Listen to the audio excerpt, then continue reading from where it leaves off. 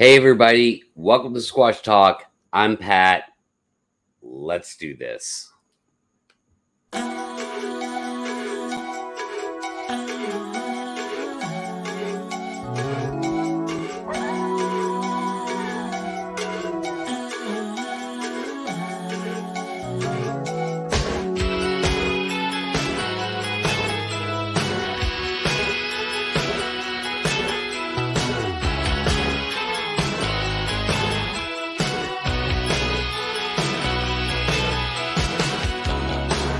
Well, they say I should approach you with caution, but not to let you be aware of my fear. Never know what you'll find. Don't understand your kind round here.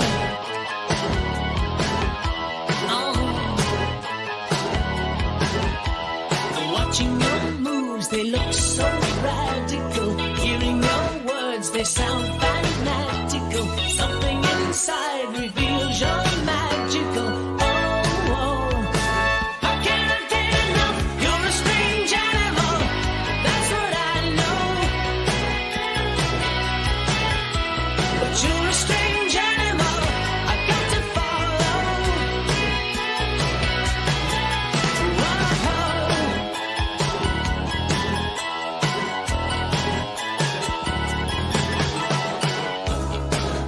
They've been trying to stick a line in your system, analyzing the defenses you hold, trying to open wide, hoping to step inside your soul.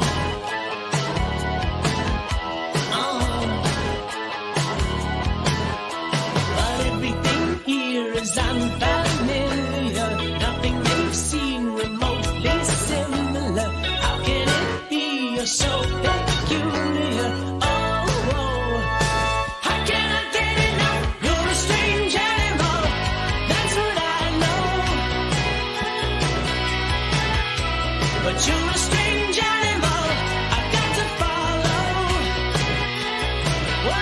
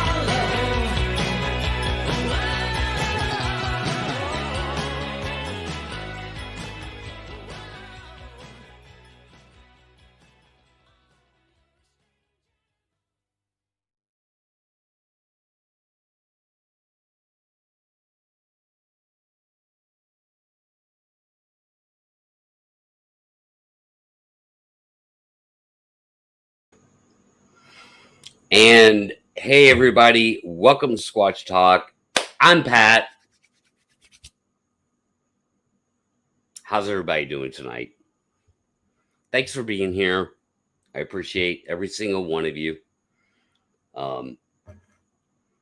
Yeah, tonight's show is going to be a little different. I wanted to. I wanted a gear shift this week. I thought of two shows to do. The two shows for this week, and the last one was, doing the drone presentation, and then I would kind of do this the Kelly Ray Jones, which is something I've been wanting to get like off my chest for quite a while, to be honest with you. A year or so. And so yeah, I just I wanted to make it a little more content oriented this week, and here we are. This is not an easy show for me to do. Like, honestly, like I'm kind of like I have the feeling of live without a net, which is not normal for me. Usually I can come on here and just spiel whatever, It's easy to talk about Bigfoot. It's easy for me to talk about a lot of things. But this is different. Anyway, let's get into it. Let's start steering the ship in the right direction. This is all on me tonight. Tim has done a great job of putting everything together for me, so he's not under the gun tonight. And so Kelly Ray Jones was my friend. I got close to him real fast. And he's kind of a special guy. And truly special dude kind of person. But he and I gravitated towards each other really quickly. And so he was my friend. I met him a year and a half ago on Daniel Benoit's show. Somehow he connected through Daniel and wanted to come on and tell his story and talk about his very, very strange encounter. It's not an encounter, man. It's a freaking relationship with Sasquatch. And so that's how I met Kelly. You'll see that. The clips that I'm going to show tonight is the actual first time I ever met the guy was on air from Daniel's show a year and a half ago. And so we became fast friends after that. And basically, like, so Kelly passed away last November, the day after Thanksgiving. So, I wish I could bring him in. I wish, but I can't. But I have clips. Thank God we captured that. Thank God we captured it. I have clips, and I'm going to start playing them. I'll play the first clip, and you get to meet Kelly in his own words. So here's Kelly. Here's he just like, this clip is, he just kind of plows through like the whole thing, like from beginning to end. It is what it is, but it's sort of an introduction. This is who Kelly is. Like I said, man, he's a special guy. He's smart as a whip, man. He was smart as a whip. He really was. He was actually very intelligent. So he's not retarded. He's just a special dude. So here you go. Well, when I was a little boy growing up here in Durham, North Carolina, on toward Hillsborough, Orange County line, my grandmother and grandfather used to have the old farm over there, Crowsdale Farms, and my granddad used to always warn me about going in the woods or the wild man would get me. He used to tell me there was a wild hairy man in the woods, and I used to describe it off as, he was just, giving me a fable or, just trying to scare me. And he used to tell me tales about when he was a kid, when him and my grandmother were young, a little church out there by the swamp, that there was this, at nighttime there'd be these real loud screams and howls coming from the woods in the swamp. And on 2 occasions, 2 little kids got carried off. So they organized a honey port and said they, shot whatever it was. But my first Bigfoot encounter was when I was like 9 or 10 years old. In the county part of Durham from here, probably like, I'm downtown area now, south side, and it's probably like 30 minutes from where I live now. They had Cook Road area, and I was at the junkyard, That's what I did by the railroad tracks and the power lines. And there was an old junkyard, and as a kid, I used to walk all through the fields and catch grasshoppers and ants and stuff, and I was very much into nature, ant farms and stuff, and I came across it. First I thought he was, a wild kid or something, a little boy. He was taller than me, probably like 5 foot to me, and I was probably, Head west on State 680. I was always been tall for my age, but he looked like Chaka from Land of the Lost. And he didn't talk any words like us, but he would whistle and make these clicking noises and almost sound like a Chinese movie, kung fu movie. When he would, make the noise and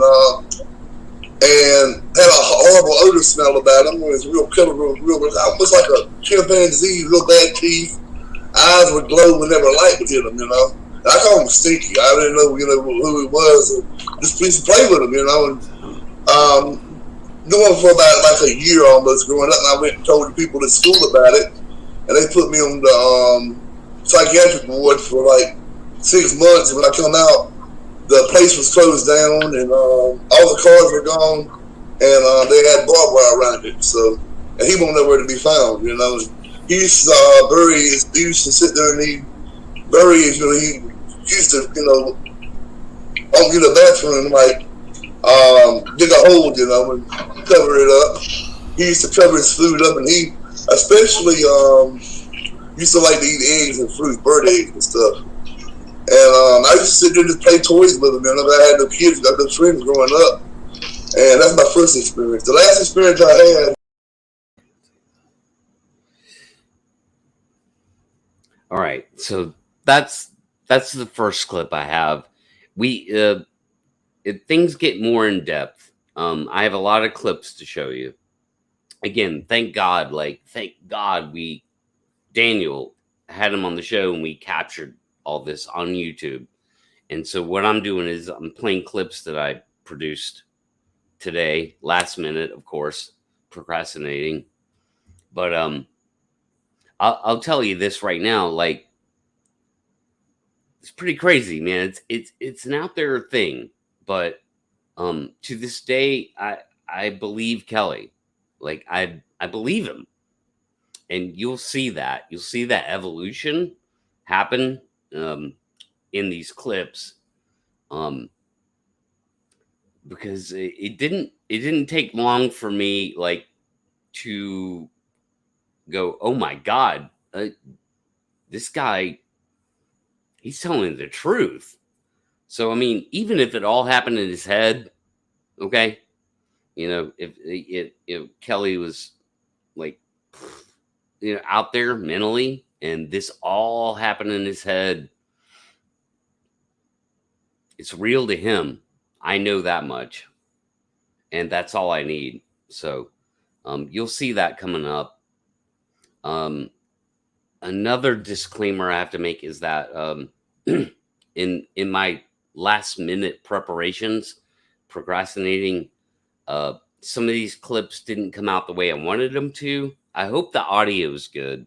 Number one, I know Kelly talks real fast and he's a little sloppy in his speech, but I hope the audio is okay for you guys. If not, put in earbuds or do whatever you gotta do. But me capturing the clips, this next one I'm about to play is cropped onto me. I swear to God, I didn't do that on purpose. But it is interesting because you do get to see the evolution of me, like, getting more and more interested to the point where I just go, wow. Like, you see me just light up like a Christmas tree. But it's not on purpose. It's just iMovie did not want to take the clip and make it look right. It compressed it or cropped it down to me. So some of these clips will just be audio from Kelly, and you're just looking at me on the show. I apologize for that. Again, procrastination caught up with me finally. Anyway, here we go. I'm going to play the next clip. Yeah, that sound you described, I've heard something very similar to that. And with Stinky, he was making this noise like, like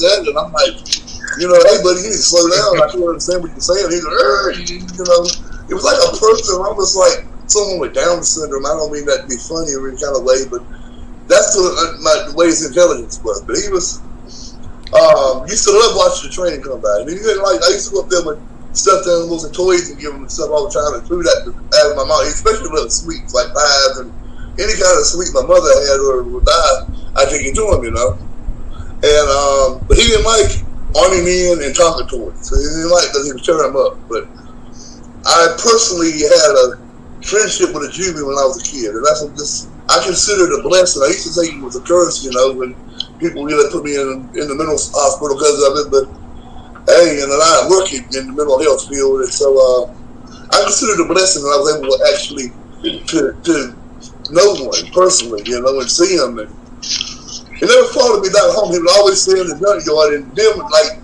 for a bath, he would take, when it rains, he would get in the mud. He would never get water, but in the mud, he would roll in the mud, and he would take dust, dirt baths. So. Carrie, I'm curious. When you had that relationship when you were a child, with what you would maybe call a juvenile Sasquatch, were there ever any other ones around? Did any other ones ever come around, or did you? I didn't know much talking about it, but no more around. Was just him. Really? He's always back. I guess I don't know, because there was power lines coming beside the railroad tracks. So he was, like a person, but just couldn't speak my talk. And about how big was he? About how big was he? Say again? About how big was he? Oh wow, he was probably my size. I was probably like 5 feet. He was a little over 5 feet, but he was real tall and slender. And his head was not really dome shaped, but it was bigger than mine, and more big up here. It looked like he didn't have no neck, but he was kind of slender, and his hands was like this, came down like an 8-bar, I guess you could say. Wow! Chocolate from the Land of the Lost. So his head was way bigger than it should have been for his body size. Yeah. Okay. And his teeth was real bad, and the nose on it was like kind of wide, like this, but kind of still had that little right here. Yeah, was it wide and flat? Yeah. But it had a little ridge on his nose. Little ridges right here? Yeah. Almost like a Klingon, like you could say, on his nose up here. Okay. That's really interesting, man. I'm going to send you some, I'll send them to Daniel. He can send you some drawings that I have of a juvenile, and I'd love to see if it matches up with what you saw. Yeah, the one I seen last year was like Chewbacca, man. It was like this but it was more bigger, and it was like this. Okay, so that's crazy. Just so you guys know, this was the first time I met Kelly. I'd never met him before. It like Daniel brought him on the show, and I'm hearing this shit for the first time, and it's starting to really get to me. You see it in my face there. Like, I'm becoming more and more interested. I'm getting closer to the computer. I'm really trying to and I'm a little scatterbrained tonight, so I apologize for that. And I can't see comments because I've got my production shit pulled up. But that, this is the first time I've met this guy, and he's saying this stuff, and it's fascinating to me. So you already hear, like, he's starting to get into details, and that's the thing. That's why I want to show these clips, is because there's so many details. It's like little tiny bits of 1,000 Bigfoot encounters coming from one person. You've already heard him, like, he talks about the eyes glowing when there's light in it and things like that. This gets better. This just gets better, man. And again, like, if he imagined all this, like, I just can't wrap my head around how that is. Like, and just so you know, like, I tried to trip him up. Not, you won't see it here, but later on, in life, I tried to trip him up, man, and he never tripped. Not once. And I tried. It hurt me, like, to try, like, I'm like, oh man, I don't want to trip him. Like, I don't want any red flags, and I tried to trip him up because he didn't know, man. He didn't know I was asking him the same exact thing again 3 months later. But I'll just move on to the next clip.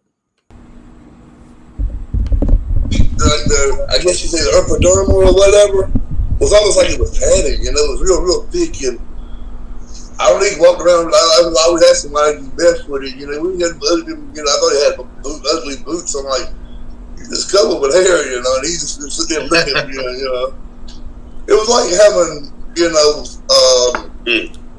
was like in a movie, man. That's all I could say. It was like having Chewbacca as my friend. Yeah. Yeah. You just feel like you didn't know any better because you were a kid. Yeah, I thought he was like mentally retarded wild kid that somebody had just, he was living by himself, ran away from home. I don't know, but I used to wonder why he looked like he did, and the hair was just hanging over his face, and hair was all over, except for inside of his hands right here, and it was hair just long, like fur, all over. And the top of his head up here was kind of almost like was standing out. Did he ever get aggressive with you? Tonka toys, like the trucks and the G.I. Joes, he would rip the G.I. Joe's head off and just rip them apart and just tear them up. That was it with that. Okay, let me ask you this: how far were you away from this from these creatures? Yeah, that was my question. Probably 20 minutes away, walking distance from my house on the country road. And so, how far was the encounter from you from the creatures? From now? No, how far were they away from you? When you interacted, how close did you get to him? Is what he's asking. You mean like in front of me? Yeah. How far were you?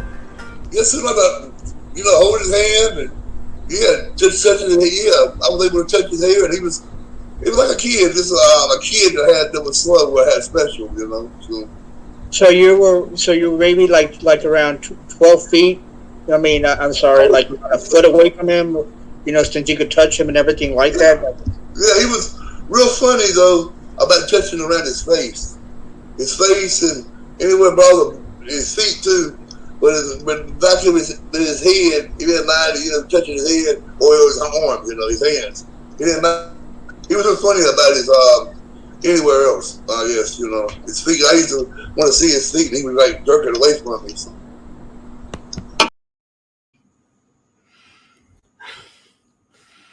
Hopefully you guys saw that. Like, my Wi-Fi indicator, well, it's on now.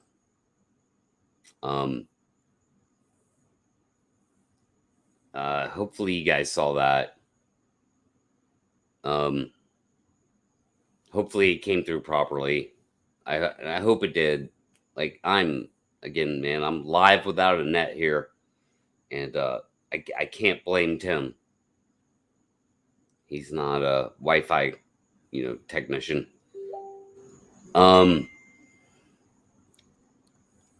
Okay. Thank you, CC, Mr. Steve. I'm getting information that it came through. So,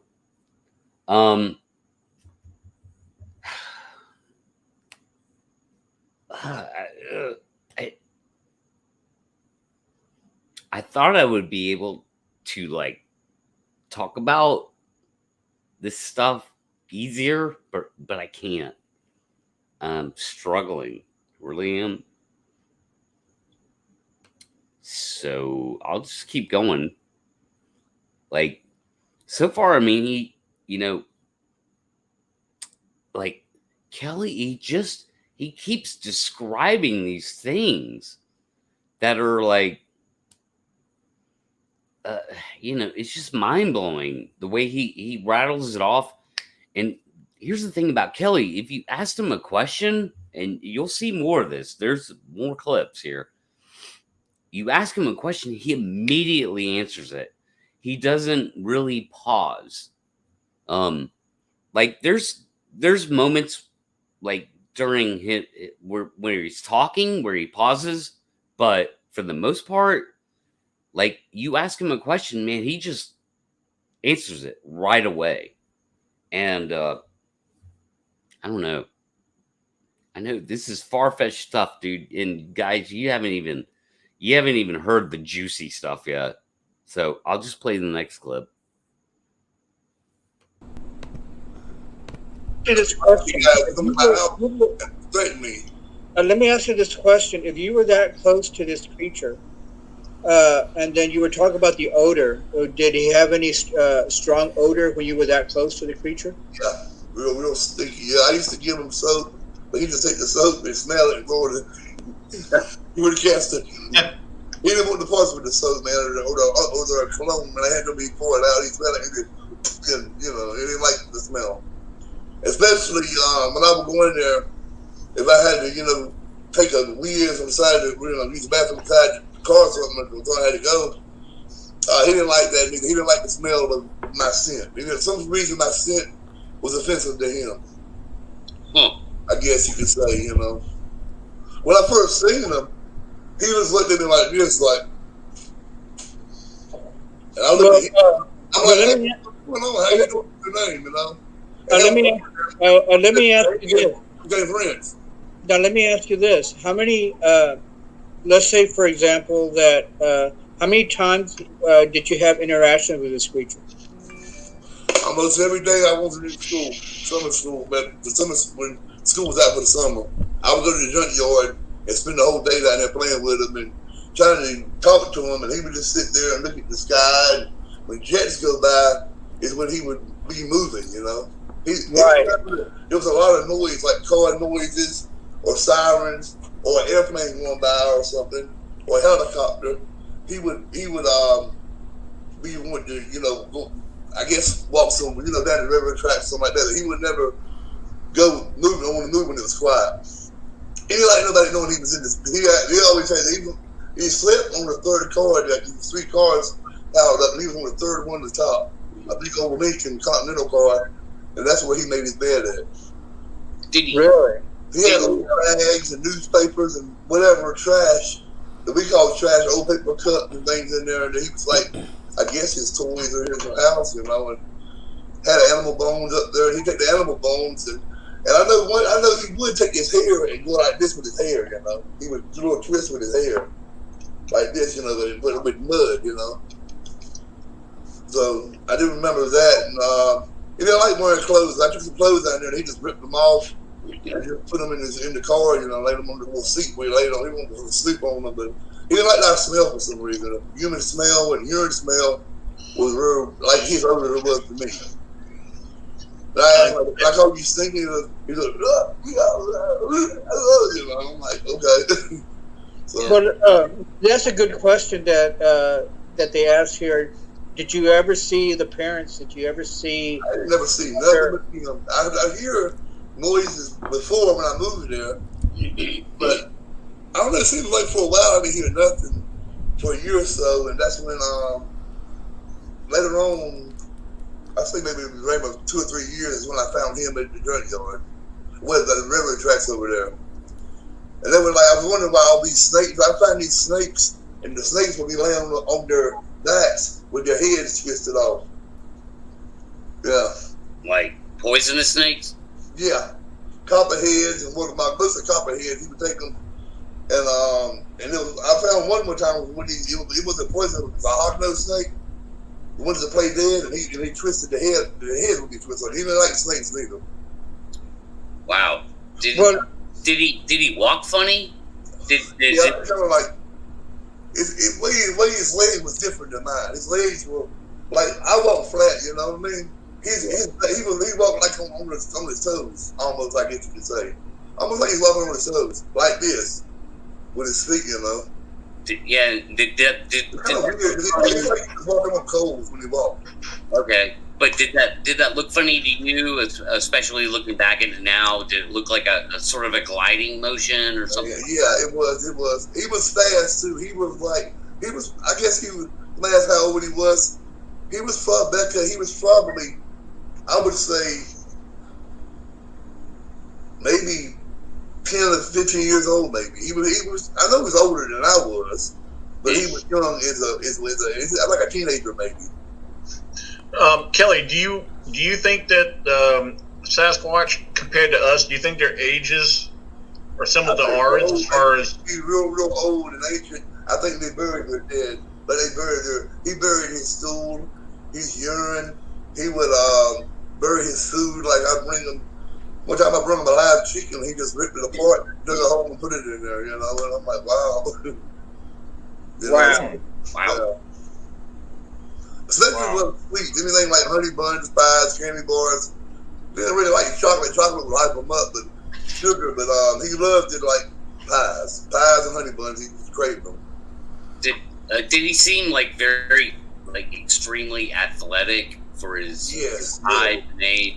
Yeah, you see him no time to grab up on tree trunks and swing up there. And yeah, he was very. That's why I see a lot of people on these Bigfoot shows. People be looking up in the trees because they do want to. He used to go in the trees a lot, and he would always want a tree before he would move. He'd go top of the trees and these big old pine trees, and he would just scale them, and he would. And before he went any further, he would make sure he climbed the tree to look around. I guess to see barons. I don't know who was around or whatever. He always would climb trees before he would move too. Now, was anyone else around, or did anyone else see or witness this as well? No. Only one I think I didn't know about it was this old.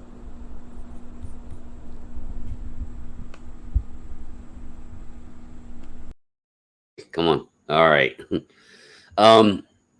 Wow. So a lot to unpack there. Snakes with their heads twisted off, bearing feces, like stuff like that. Whatever else was in that clip.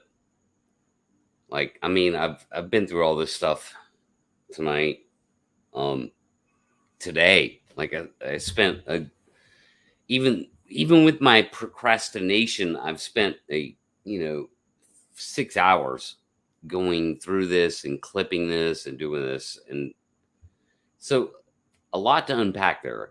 And there's more, and it gets better. I do apologize for the production, like, because I did this last minute. I didn't expect the cropping to be an issue, but it gets better. And yes, as Matt from Central Florida Bigfoot brings up, the link down below in the description is the full show. So that's where I pulled the clips from. So you can go watch that show, and it's almost 3 hours. And it always comes back to Kelly, man. Like there's way more like Kelly to hear there. And hey, Bat Mom, by the way, what's up? Glad you're here. Anyway, so I'll just keep going. I'll just pull up the next clip. I think that was 4. Yeah. So I'm on 5. Okay.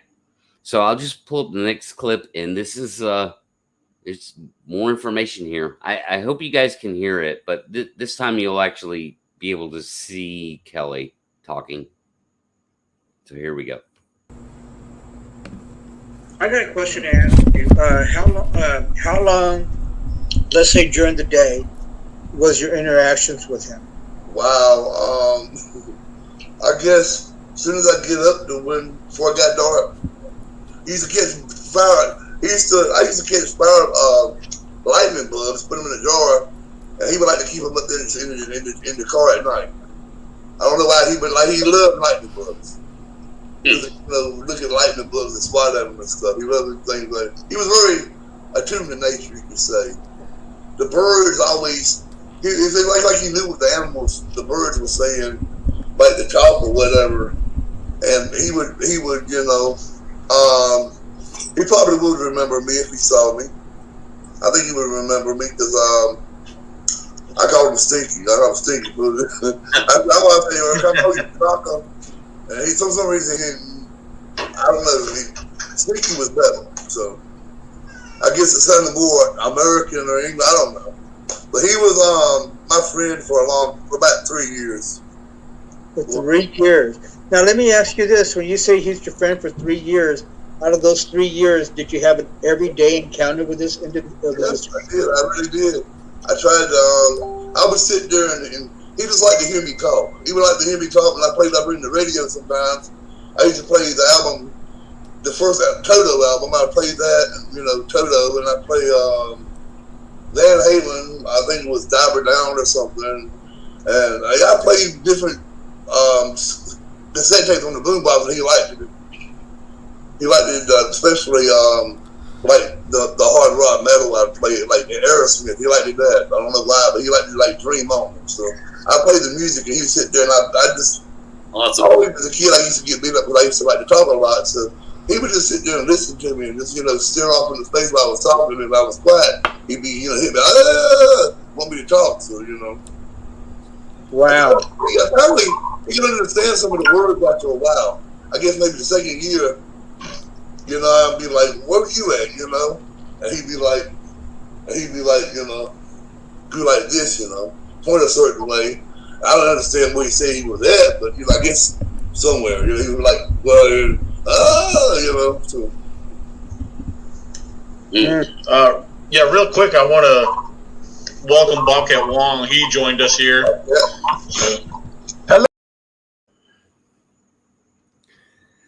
Okay, so yeah, Kelly's he's playing Toto albums to a Sasquatch. Like, who the fuck is gonna believe that? Right? Like, he liked Dream On from Aerosmith. Who's gonna believe that? Right? Kind of weird. It's out there. I get it. what got me is that he said he played Diver Down, Van Halen, and I'm like, man, that's super specific album to just fucking throw out there. Diver Down, Van Halen, and it matches up perfectly with his age, by the way. So his age, like, that album would have been out, and he would have been listening to it. In that, so it's just weird to me. It's always struck me odd that he calls out Diver Down.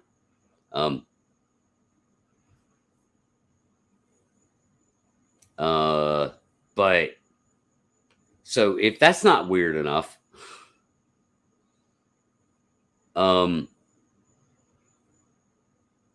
if that's not weird enough, the next and last clip I have for Kelly is going to get weirder. Even though Kelly never talked about portals, he never talked about, disappearing, anything like that. So he never talked about that shit. And I've lost my train of thought. But he addressed like real things, man. And again, I tried to trip him up, and I was never able to. He always, and he wouldn't have known, like, as smart as Kelly was, like, he would have never known that I was trying to trip him up, asking him the same question several months later. And me knowing, okay, I'm going to ask the exact same question. And man, he never gave me a red flag.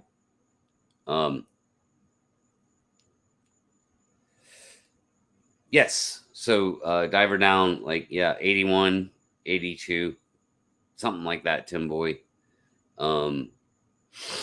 And Kelly was about 10, and all that math adds up. Like, he was a few years older than me. Yeah. So I did the same thing. I took that album and I did all the math and where Kelly would be at his age, and it worked out perfectly, because he couldn't quite remember if he was like 9 or 10 years old. And there was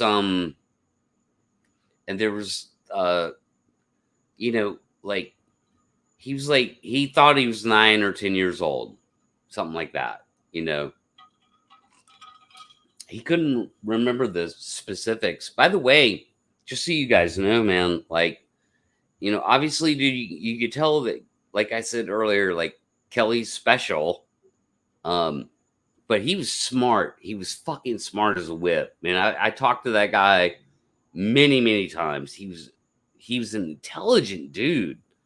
But he's kind of special, right?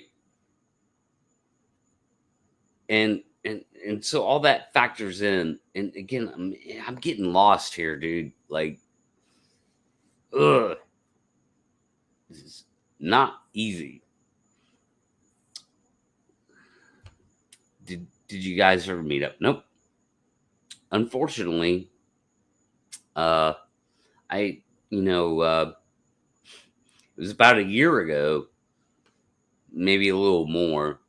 I told, I had a conversation with Kelly, and I said, "Hey, man, I'm coming to North Carolina, and I'm bringing a camera, and I'm gonna make a fucking documentary about you, dude. Like, a YouTube documentary or whatever." And he was all about it. Like, he thought that was cool, and of course, I never got to do that because in between that time where I said that to him and he passed away, you know, like my life just didn't allow for me to go up there.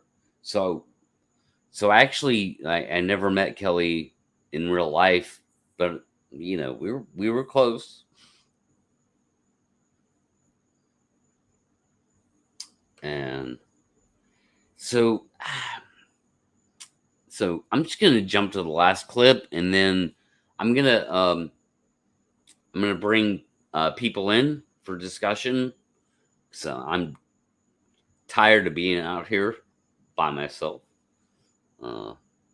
So here's the last clip, and you know, like, you know, for you people in the Bigfoot world, you skeptics, and just even a lot of people in the Bigfoot world, this is the toughest pill to swallow. If you can get past the Toto thing, is gonna be in this clip, and so I'll just play it now. Yeah, Gerald's asking, did he ever take on any human traits after spending so much time with you? He knew how to open the soda can. He knew how to take the honey buns out the wrapper. He started wanting toilet paper, but just to wipe his face with. What else would he do? He knew about fire too. I have to say that he knew about fire with the wood and I think it was flint or rock or something. He would take and rub it together, and I think it was wood, and rub it together and make a fire with it. He did do that. He made a fire. Mm-hmm. Made a spark out of something. Yeah, just doing like this, you know, with his hand. Yeah, very smart. Couldn't talk, but he was intelligent. He wasn't some dumb animal, which I don't think animals are dumb anyway, but he was intelligent. Did you teach him how to do that? No, not the fire, no. I was cold out there one day, and it was like probably December. It wasn't snowing enough, but it was cold. And he knew I was cold. I had my jacket. He just sat there and did his thing, and took some grass on there. Now let me ask you this: after he made the fire and built the fire, was he there? Did he bring wood to the fire? Did he? He just like grab dry grass and pine straw and put it on there. That's what he would use. And then after the fire was going a little bit, he would put like pieces of wood, little small, you know. He would put the big and small pieces on there, make enough just to get a little warm, I guess. And he used to love to play with sticks too. He would take sticks and he had a whole collection of sticks of all different, like, being up and stuff, and he would then like more toys, I guess. So I knew this personally, and that's only thing he didn't like pizzas and hamburgers and stuff like that. He didn't like greasy meat, so he didn't like it. He liked the fruit, and he liked the fish. And so on occasion, there'd be animal bones in there, some animal he would kill and eat, but I guess it'd be like a dog or a cat or something, maybe a cat. When you left to go home, did he ever follow you or try to follow you? Never. He would never leave the junkyard unless it was getting close to dark or a stormy day. He would go out, or a lot of ways going on over rains and stuff. He would always stayed in the junkyard. As far as I know, when I was there, he would. He would mess around with his fingers, with his long fingers and stuff. Or I guess in the sand, or dirt or whatever. He would always do these things. I don't know what it was. He was showing me, but he would always scribble this stuff on the sand, on the dirt. Now, back when you had this interaction, did by any chance, the thought? I'm only thinking of this because the thoughts running through my mind. But did you ever have access to a camera or thought about trying to take pictures with him? I didn't have cameras back then. Only thing you'd have, I think I had access to, was those little cheap cameras in the store, but I'm like 9, 10, 11 years old. I won't think about nothing like that. I just had a friend that, I went to see. I told my mom and daddy come out here sometime. I said, I'll bring my mom and daddy here to see you. He was like, He didn't say yay or nay, but he just stressed it. I guess it was more or less he didn't even like nobody around. He didn't like other people. For some reason, he took on to me. Well, So you feel that basically this Juvie, this young Sasquatch, it understood you? Yeah, after a while, he oh no. he would have these like Chinese. You watch the old kung fu movies and they be talking, but it be real fast and then it never matches what they're saying. Right.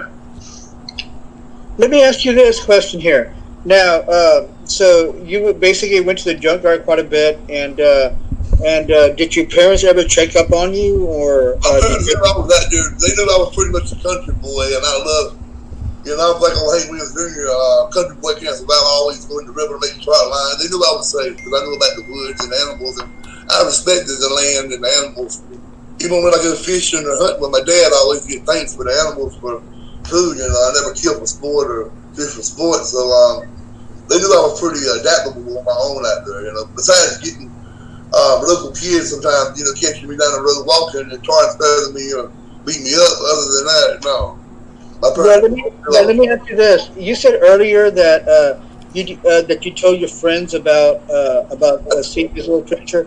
Have you ever brought them to actually see them? To actually see them? With my friends? Yes. What now? No. Let's say, for example, when you were younger, did you ever bring your kids over there to say, "Hey"? No, never. I never thought about that. He didn't like other people and things. He was always. I went to see him and play with him, and I never did tell anybody. I had nobody to tell other than the school counselor.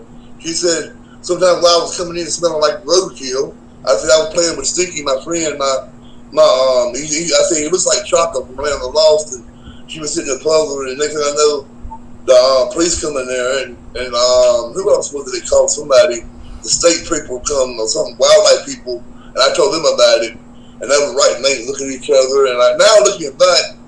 I knew they probably knew what I was talking about, but I didn't know as a kid that what I was doing. So yeah, I feel kind of bad about it now, but as a kid, I just wanted to tell the world about my little friend and in the world. I didn't know about Bigfoot and even stuff like that. So awesome. Oh, hey, we got Nikki with us. We got a full house now. Hello, everybody.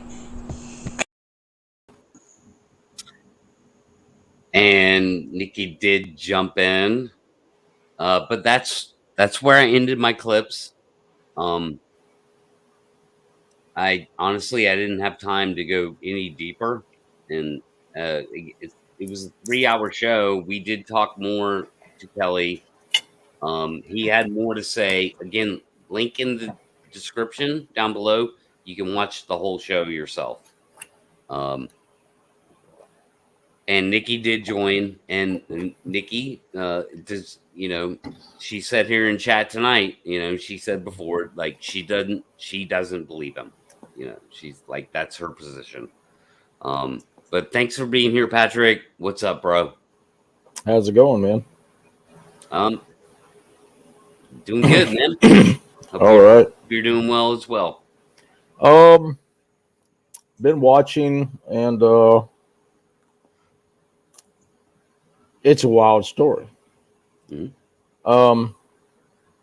Starting off from my perceptions, you cannot debunk a person's experience.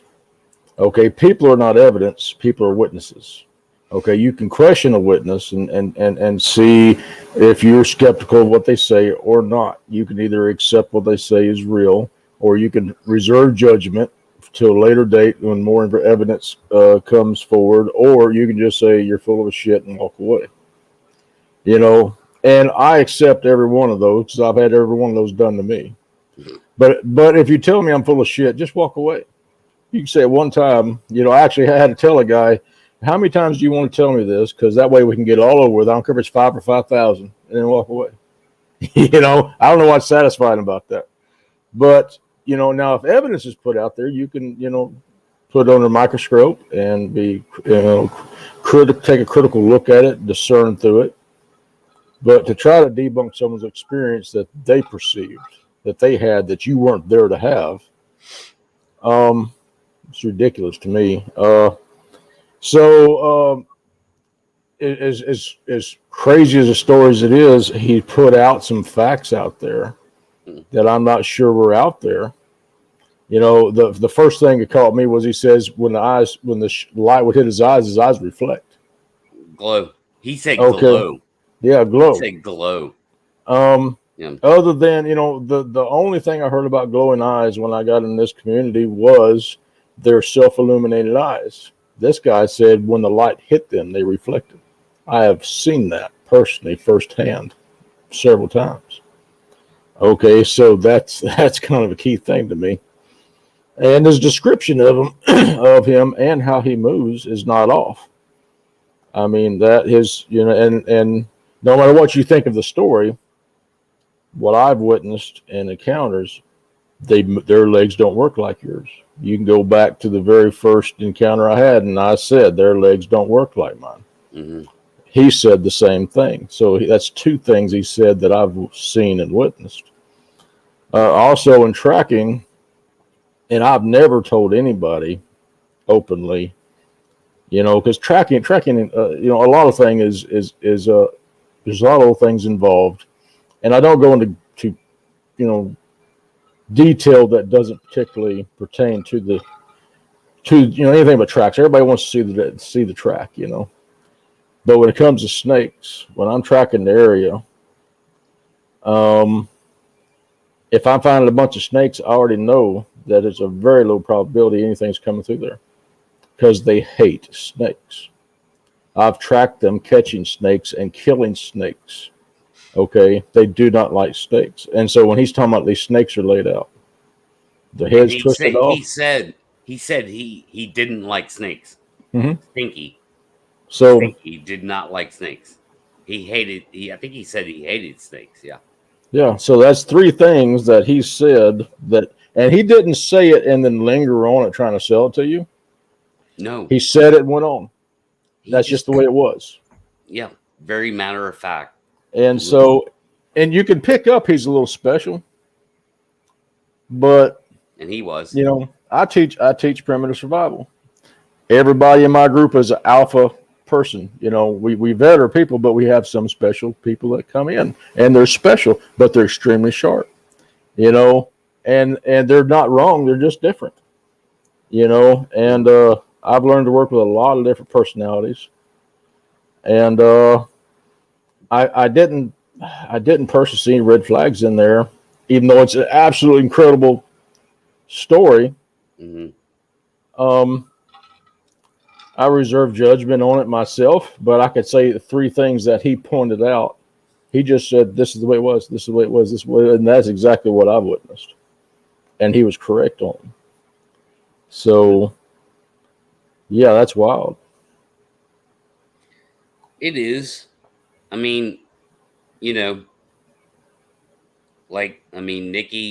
just ain't buying it. Like, she's not buying it at all. And that's fine, dude. She got to talk to she got to talk to Kelly. Mm-hmm. So she knew him, in some capacity and and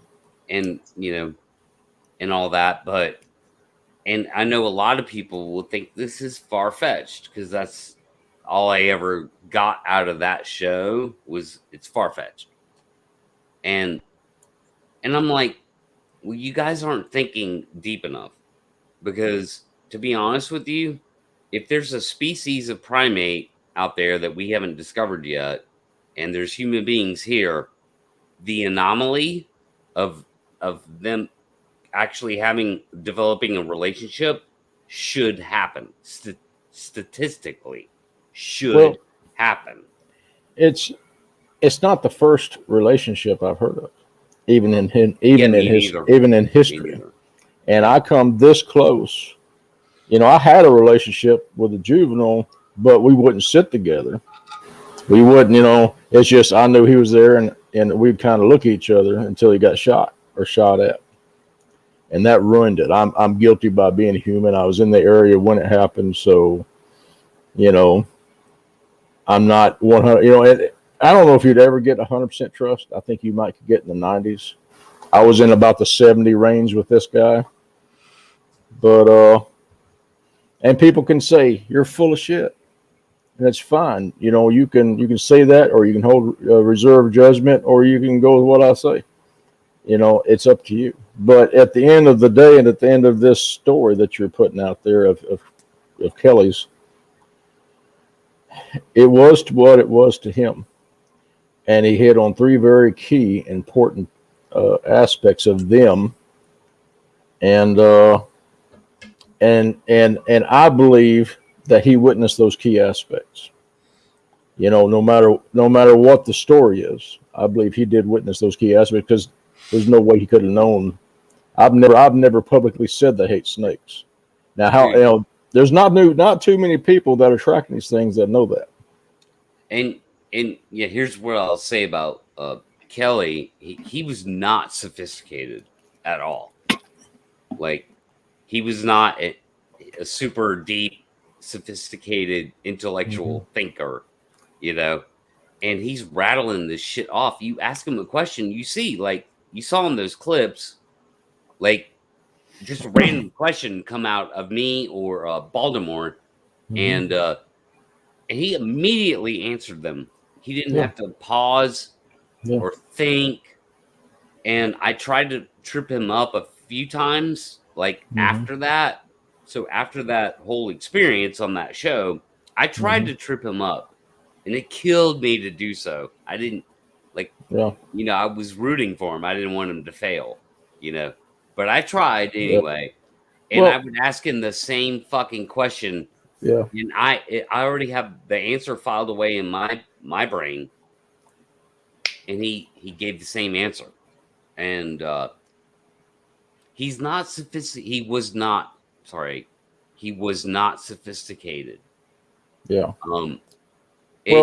That shit happened to him in his brain. Yeah. So somebody explained to me, how the fuck he went through that experience, and it's real to him psychologically. That's fine. I'm willing to concede. Sorry. Go ahead. That's okay. Well, the thing is, what you pointed out, he's not sophisticated. He didn't know to hold back any wild information that people won't get or won't understand what he's communicating, or would call total BS. He didn't know to do that. He just threw the whole thing out there as he perceived it, whatever it was. And he's correct on three things. And I think Mogollon Monster wants to come in and chat. What, wants to come on to the show? Yeah, I think Mogollon wants to come in and have a discussion. I don't know. But he might have some insight on this. I don't know. Yeah, but, you can, Moggs. If you want to come into the show, you can. The best way, how do we communicate? I think through email. So, are you friends with him on Facebook? I am, but my phone, I don't have the broadband width right now. I'm on my hotspot. You could post it in chat and just tell him it's for Moggs and kick anybody else out. Oh no, he says he just said no, I'm good. Like he didn't want to come in. Okay, that's fine. Darn. We'd have a sporting good time. But yeah, I mean, either the guy was telling the truth or he's full of it. Personally, with the details he threw out there, he saw something. I don't know if it's 100%, but I know he saw something. I know he hit those three keys right on the head. Yeah, and I mean, let me pull this up. I guess there was speculation that Kelly was on the spectrum. From my experience, those on the spectrum have incredible memories. I just, I don't know. Like, I don't know anything about that. Like, I'm ignorant in that department, All I know It- is that, Kelly's the one guy I've ever come across in my entire lifetime, in lifespan, up to this point, who said shit like that. yeah. So, he was a functional guy. He was definitely in the spectrum, but he was also, like, again, he was very smart. Like, I talked to him personally off it. He was a smart guy. Mhm. So, his IQ was not like low, Mhm. but again, the spectrum thing. And again, like, all I'm getting out of my interactions with him is that this happened to this dude. Even if it didn't happen, Yeah. it happened to him. And so the details, how does he get fucking details out of some fucking figment of his imagination? I don't know.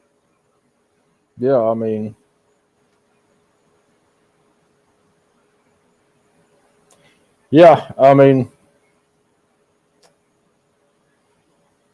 I can kind of understand where he comes from. Yeah, I do. yeah, yeah. Go ahead.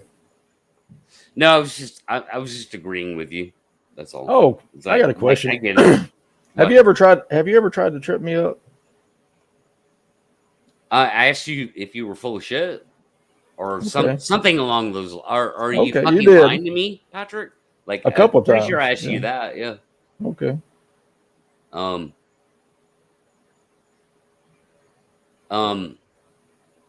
But no, I've never. Like, I don't know. I don't have enough details. Like, so I haven't properly interviewed you about your encounters. Like, so when I listened to you on Sasquatch Chronicles, I was actually hearing shit for the first time I'd never heard, even though you've been on my show 20 fucking times. Well, So yeah, people always want to hear the first two encounters. And it takes me weeks to be able to sleep after that. And I actually, after I did like 2 or 3 back to back, I said, I'm never going to tell this again. I'm done with it. But then this one other platform came up, and and I did better. I'm doing better with it. It's just those two bother me. Everything else I can go out and research, but those two just I keep them in a box, hidden, locked up in a corner, dark corner. But these are tough waters to swim, Patrick. well, yeah, When I people understand. are telling you fantastical stuff, Mhm. It's hard. It's hard to make anything out of it. Like, Yeah. it's like you either believe them or you don't. Yeah. I know. I mean, there's things I might have mentioned here and there, but there's things I haven't told. Just because someone would say, "What?" Like the one at my camp leaving me 2 blackbirds, 2 dead blackbirds, 2 separate occasions. And so I understand where the guy's coming from, but this guy just pours it out like out of a 5-gallon bucket. He's not even. He just has it all back here and he goes, "Raw, here it is." It's not like he's picking through and trying to manipulate things. That's what he did. And again, like, everyone here, you guys can watch the entire show. I'm sorry. Central Florida Bigfoot said he floats better than he runs. Don't we all? You can watch the entire show. I did link it in the description, and there's more than what I played here, but so let me ask you this, because it's come up before, Patrick, and I've alluded to it, and I've in my own little way, and I'm gonna let you run with the ball because I need to step away. I'll be right here. I can hear everything you're saying, but the fire thing, making fire. What did you think of that? He said he kind of struggled with it for a second or two, but he said, basically Stinky took wood on wood is finally what Kelly said, and could make fire out of that. And Well, so what do you think of that? I'll BRB. I'm listening. I'm right here. Just give me 2 seconds. Your opinion on that? well, I wish he had gone into greater detail on the wood implements he saw used to make fire. I'm well trained in making fire with fire bow, fire drill, fire plow, all wood instruments used for friction fire, and flint and steel. The group I belong to, there are no matches or lighters. That said, if he could have been using a fire plow, is one of the simplest forms of making fire. I haven't seen one make a fire, but with the way I've had them circumvent different experiments that I've put them out, they certainly have the intelligence to do so. So if one of them observed someone like me make a fire, I think it'd be foolish to say they couldn't recreate that. But I cannot say 100% they use fire. I haven't seen it. Right. And I'll say this, like Kelly told me after the fact, like the way he described it was, I mean, he's a kid, right? So here he's a 10-year-old kid, basically. And so I asked him about that again. And he told me he's like, I tried to do it. So I tried to fucking grab the sticks and rub them together, and I couldn't do it.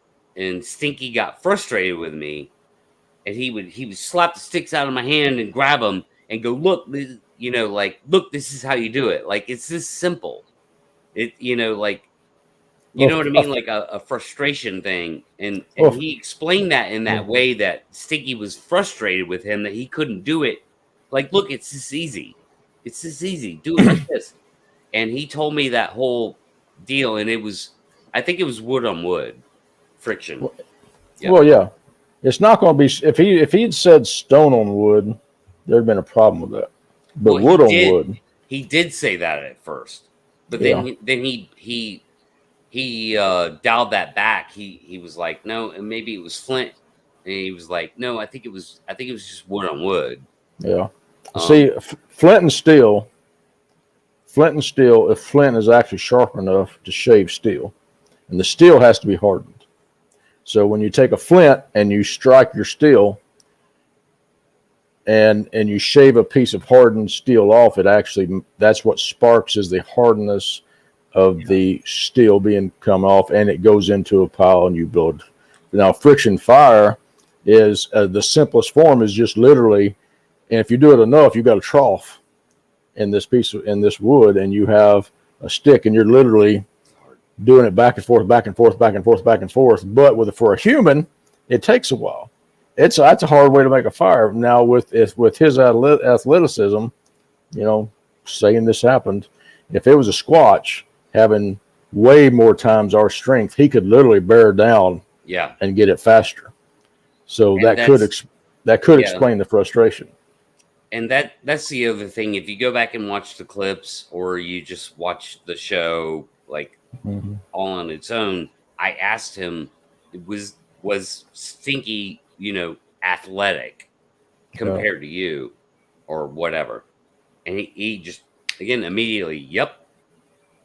And to the point where he said that, Stinky could scale a Georgia pine, which has no limbs until you get about 50, 60 feet up. Right? A Georgia pine tree. That's what he said. That, Stinky could shimmy his way up a fucking Georgia pine to get in a high position, which would be, they're pretty tall. I mean, they can 60 to 100 feet, Mm-hmm. Tall. So yeah, I mean, he just immediately said, yep, they Stinky shimmy up one of those trees, and Patrick, if you remember, I don't know, that he would Kelly said that Stinky would always do that before he went on the move. Mm-hmm. That he would get in a tree and look around. Mm-hmm. And a Georgia pine is, very high position, 60, 80, 100 feet in the air. Yeah. So that's pretty athletic. Well, I'm pretty sure it was a plow system. If he had a fire bow, I mean, you're literally talking about a utensil, a tool with a string and tension, and you take another spindle and you wrap it to where the bottom string is going away from you. It goes around the spindle, and the top string is coming to you just because of your natural angle of your arm, because it'll flip out if you do it the other way. And you got a capstone on top or another piece of wood that has a hole in it, and your fireboard has a hole in it with a notch on the side, and as you spin it, the fire would create a coal in that notch, and you could just tap it out on a piece of bark and add it to some pine straw. And if he'd have seen something like that sophisticated, I believe he could have explained it to be that sophisticated. He just said it was wood on wood. Yeah. So to me, it sounds like a fire plow. Yeah. So. And I mean, look, dude, like, if it happened, I don't know. I mean, it's not out of the realm. It's not out of the realm. I don't think it is either. And, I mean, I watched a little monkey pick up a lighter and a cigarette and light it and sit there and smoke a cigarette. There you go. Monkey creates fire. It's fucking happened. Documented on fucking film. Monkey creates fire. But like, it's like I have to be careful with this, dude, because I'm opening myself up here, and I know the criticisms that will come.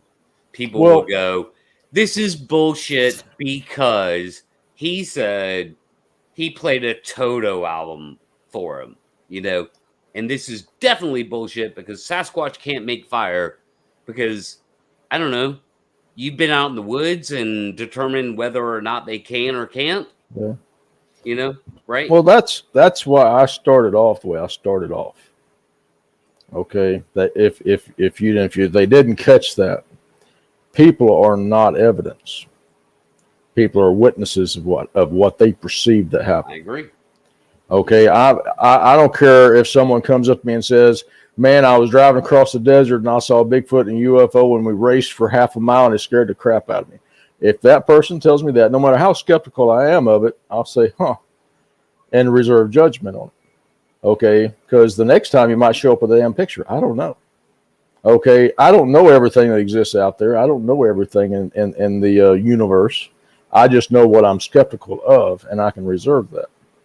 Now, if someone comes up with a photo of it, and now I have something I can put under a microscope, and I can critically discern yes, no, whatever. I find a lot of people that are trying to attack that are being condescending to people's experiences have self-relevance issues, in my opinion. Yeah, and I'm fine with I'm fine with the questions about this, and I understand anybody that's like, man, that's far-fetched. Like, I get that, dude. So I'm open to that. Like, even like, I think it's Jerry is like, he's saying right now, he's like, I don't buy the fire thing. Like, and dude, I like Jerry. Well, that's his prerogative. And it's like, dude, it doesn't debunk or confirm anything. That's just what Kelly said. Yeah.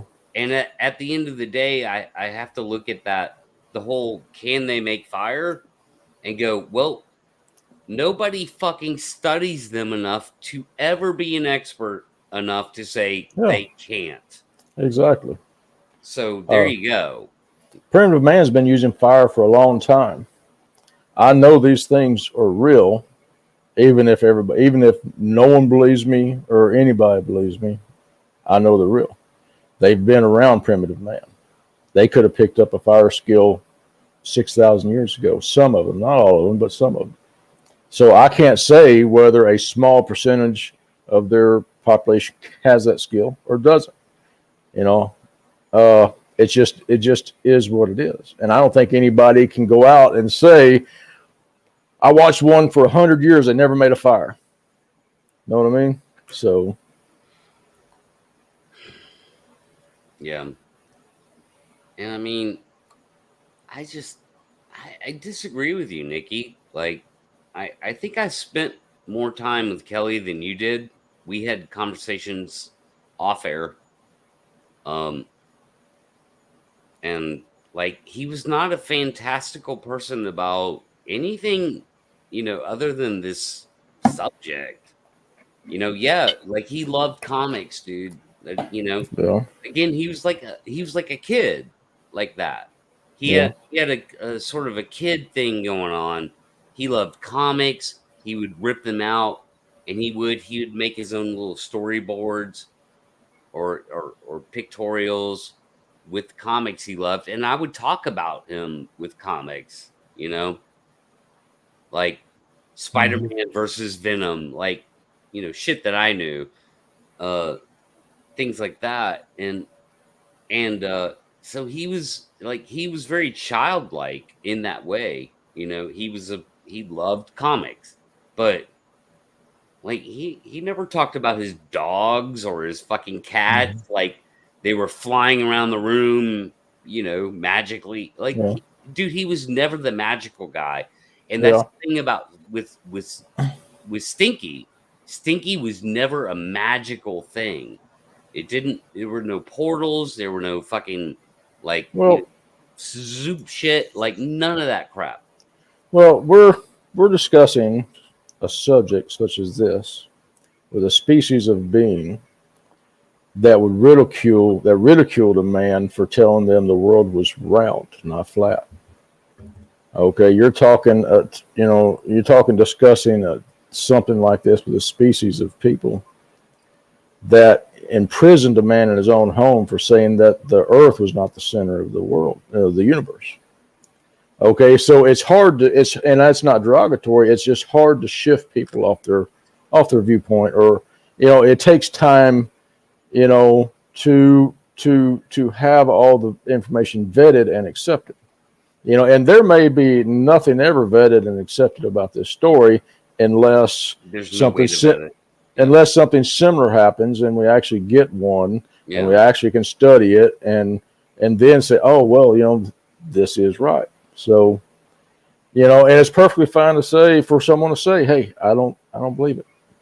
Yeah. So, and that's the double-edged sword, Patrick, of me putting this out here. And I don't know, you might know something about this yourself, is that it's a double-edged sword. Mm-hmm. It's like, this whole thing has been a double-edged sword, man.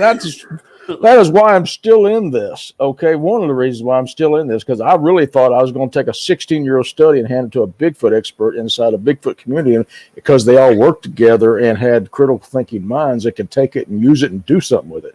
Instead, it was thrown on the ground, and they're like, "You're full of it." So I spent a year taking a crew out and showing them, and then and they just lost their mind. One of them, over what I showed them. One of them even said on air, every time we went out, we found this. So, you talking about double-edged sword. I can tell someone something, and it cuts me as bad as it cuts them. Yeah, it is, because I knew coming into this, like the it's a story I wanted to tell because Kelly's gone. He has no voice anymore, right? He's no voice, and it's a fascinating story to me, and I can't bring him on the show, because he's not with us anymore. So he can't be here, except for the clips I fucking pulled out. And I felt compelled to tell the story, but I know there's going to be people that like, really, Toto album, really fucking fire. Like, that's the other edge of the sword, is away from what I'm trying to do. I'm just trying to tell the guy's story. He was my friend, and oh yeah, that's I don't. all I can do. Hey, the if there's backlash, then it's on the backlashers. Okay, Yeah, I mean yeah. it's not like this guy was pulling out photos and all this crap man. and Yeah, all this exactly. evidence, Yeah. all this evidence we could put under a microscope. He was just telling what he Nothing. perceived. Yeah. He was telling what he perceived. And he perceived what he perceived. I respect the man for coming out and saying what he perceived, no matter what part I'm skeptical of or not. He hit 3 key points that no one ever really put out there. Only one of them, I'm not sure if anybody else knew other than someone that was tracking them, really closely. Okay. So, yeah, that's weird. That's what blew my mind. Okay, this guy said they hate snakes, and they do. They absolutely have. Is anybody anywhere ever said they hated snakes? As I've known for decades now. I think I've heard in one encounter somebody that said they found a snake tied in a knot.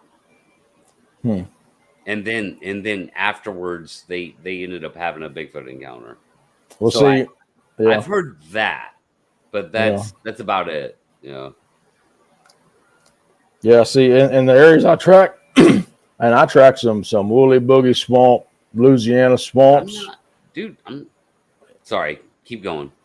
and you would think there'd be some more snakes. I've only seen 2 snakes in the areas I track that I know they're in.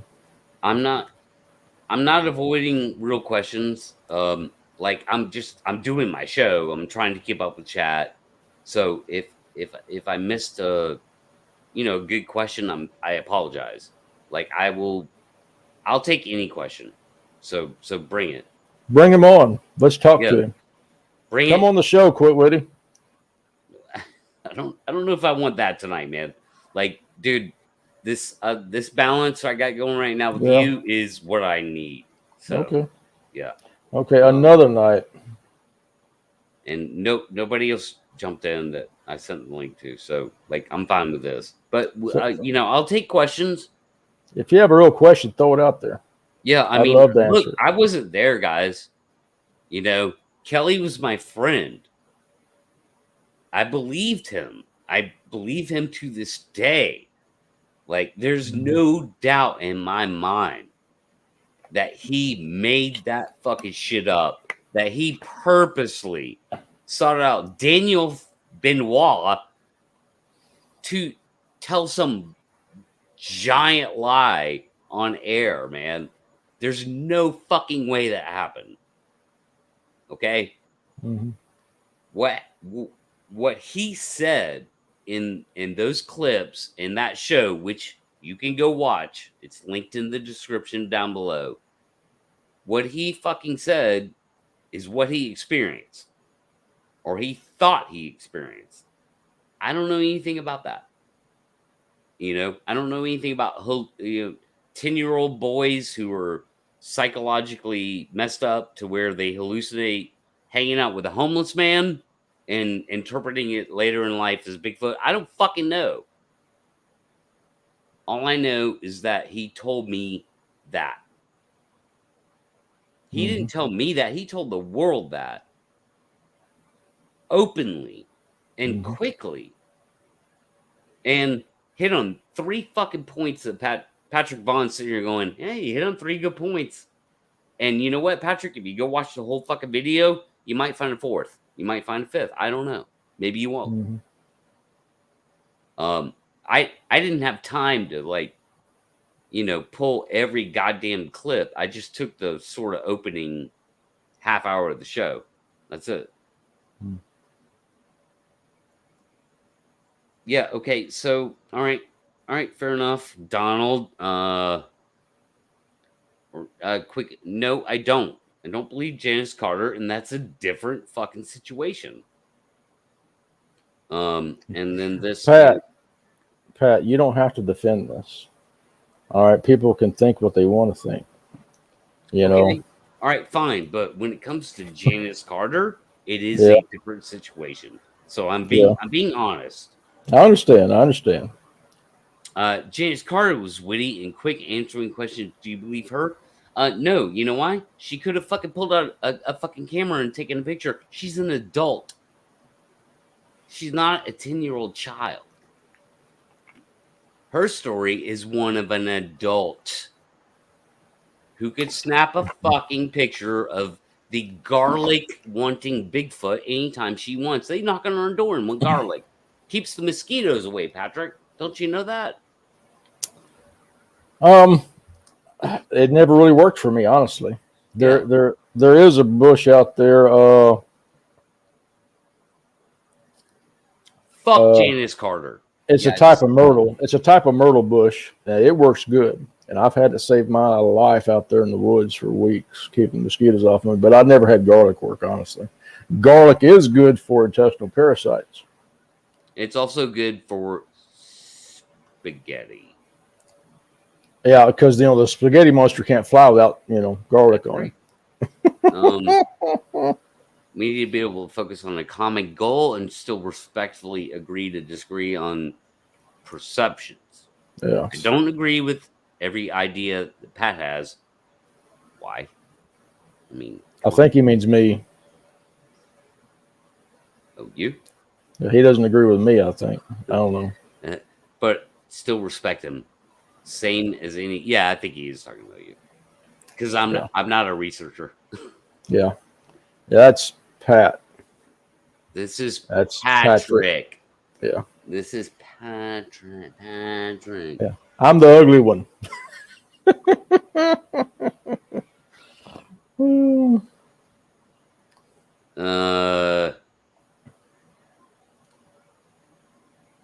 I know Nikki, Nikki just doesn't believe him, and that's fine. I'm not trying to convince Nikki. I'm not trying to convince anybody, dude.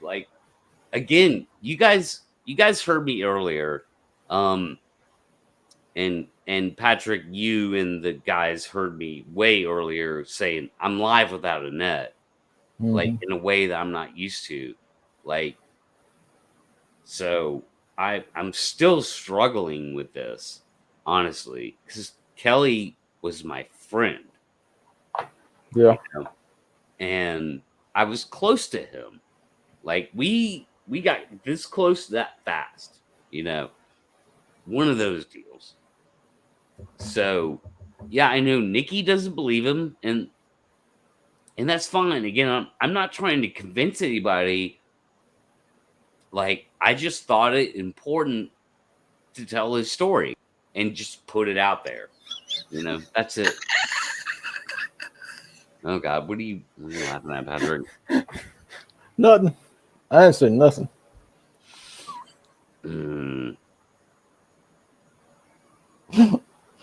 Woo.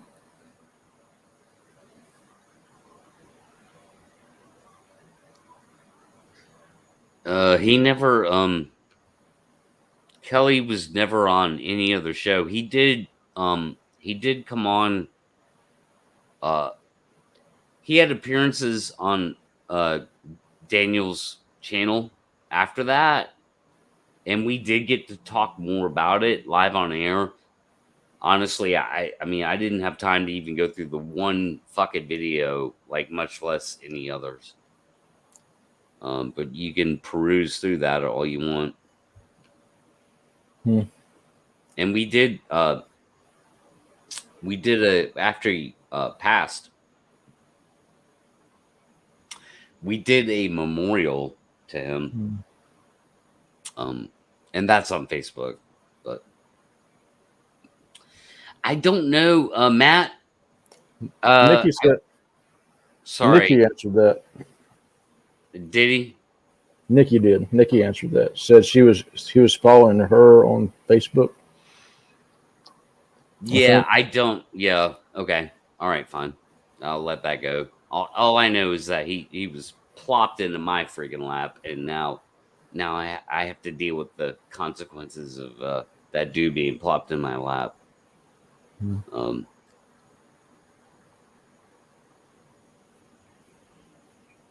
mm, mm.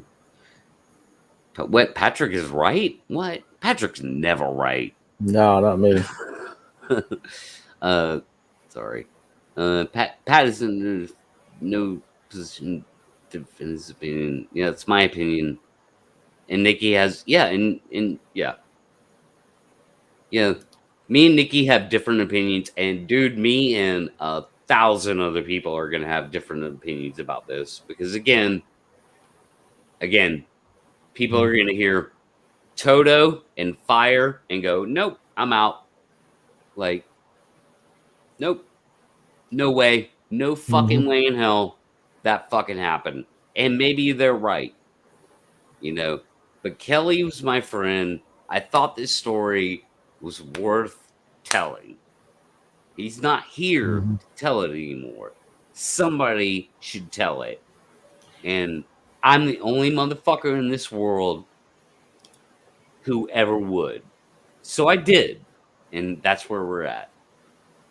I'm getting fucking worked up here. I can't wait for consistent video evidence. You know, I've been working on experiments for 4 years, failing and taking the failure from that experiment and then redesigning to a better experiment and keep on going. And I know eventually there's going to be an experiment that works consistently. And I can't wait. I hope the one I have coming up this fall works. But yeah. And the thing is, I already know it's going to be a double-edged sword because I'm going to have the metadata examined. I'm going to send it to 2 independent people to go pour over the electronics and the forensics of the videos or photos, and it's going to get put out there, and they're going to say it's a man in a suit, you know. Yeah, that's why we need like 15 minutes of observation. Yeah.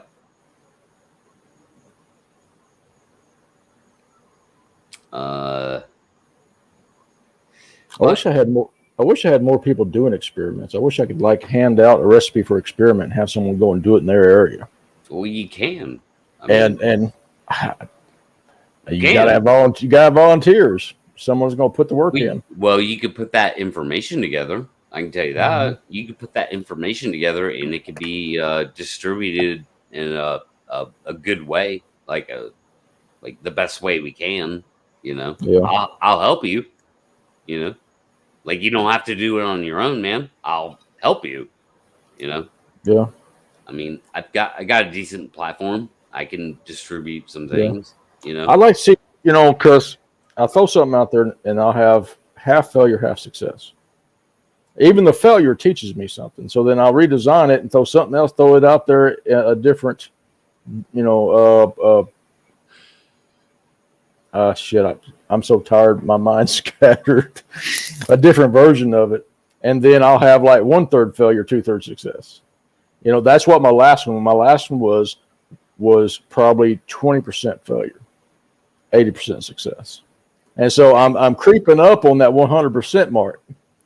And so, you know, and I have several different versions. And there's one I'd love to throw out there for someone to do in another area and see if they get the same data. You know what I mean? Yeah. That's what's important. Yeah. Same with me and my idea, Patrick. It's like, I want to be like flying thermal drones here in North Georgia and have somebody up wherever higher up in the Appalachians, Virginia, or even all the way up to New York, right? Yeah. Wherever, up and down the Appalachian chain, and fucking they do the same thing. We're doing it in two different areas. How cool would it be if we both got same, like not the same result, but like similar result, you know? Oh yeah. And then we could come together and go, hey man, this was not coordinated. Like we're not elaborate hoaxers. It's easy to prove. Yeah. Well, all my designs are simple, cheap, and can be done anywhere. That's the criteria that I must stick to. I don't want a $25,000 experiment that takes scientists and all this crap to do. I want the average researcher. I want to work up a recipe for an experiment that any researcher can take out and get the results. Yeah. You know, and maybe not 100% time, but if they get it 50% of the time, you know, and those results are conclusive 50% of the time, the other 50 is just blank, there's no data, then that is something, you know. And I'm talking pails and buckets and a shovel and some Mueller's sticky spray on a bucket with apples in it, so that when it reaches in and put, you know, say take a 5-gallon bucket, put a lid on it, cut a hole in it, and put some pears in there and spray sticky gel around the center, so when it reaches in and pulls out, maybe you'll get a hair sample. You know, and if you have a tracker there and you can certify this is a Squatch track that came to this bucket and this hair came off what left the track, then you could send it to someone like Jeff Pfeiffer, you know, JC, and put it under her big ass microscope she has in her basement and do a physical study of it, and maybe even discern why, you know, the light reacts the way it reacts, you know. So just interesting things like that can be done. Agree. I'm all for it. Like, whatever it takes, man, start getting answers on these things.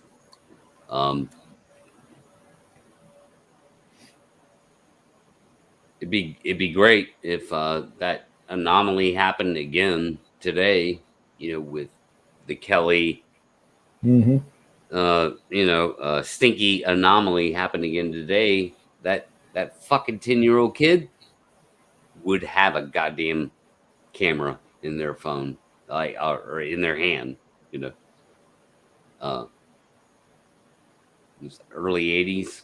Like, Kelly didn't have that ability, nor did he care. Like, he said that very clearly. Like, I'm just a kid, man. I wasn't trying to take. It was just my friend, like, you know. And it's the whole story is sellable to me.